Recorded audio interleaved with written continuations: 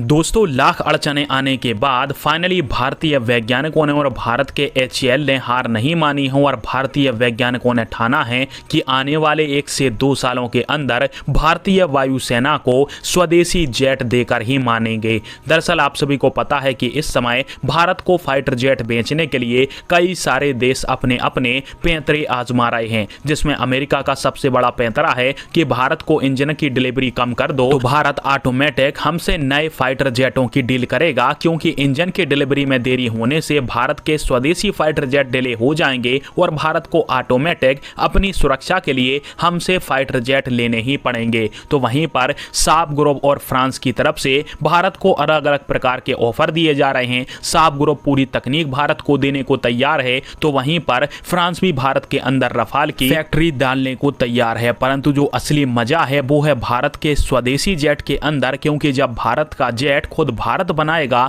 तो उससे बड़ी उपलब्धि तो भारत के लिए कुछ हो ही नहीं सकती है। और इसके लिए आप सभी स्क्रीन के ऊपर आर्टिकल देख सकते हो, जिसमें HAL ने खुद बताया है कि हमें भारतीय वायुसेना ने 324 की संख्या में फाइटर जेटों का बड़ा टेंडर दिया है, जिसमें तेजस MK2 फाइटर जेट भी शामिल है। और इसकी फ्लाइट कराने के लिए हमने अगले साल यानी 2025 की स्टार्टिंग या फिर अंत तक का समय चुना है। यानी भारत का जो तेजस MK2 है, इंजन में डिले होने के बावजूद भी अगले साल तक रोल आउट हो जाएगा और इसकी पहली फ्लाइट भी अगले साल होने वाली है। और यह भारत के लिए सबसे बड़ी और अब तक की ब्रेकिंग खबर मानी जा सकती है। साथ में दूसरी बड़ी खुशखबरी है तेजस MK1 को लेकर। तो तेजस MK1 को लेकर खबर निकल के सामने आई है कि अगले महीने भारतीय वायुसेना को पहला तेजस MK1 फाइटर जेट मिल जाएगा। भले ही अमेरिका से इंजनों के मामले में भारत की थोड़ी खटापट चल रही है, परंतु जितने भी इंजन अमेरिका से भारत को प्राप्त हो रहे हैं उनके माध्यम से तेजस MK1 फाइटर जेट को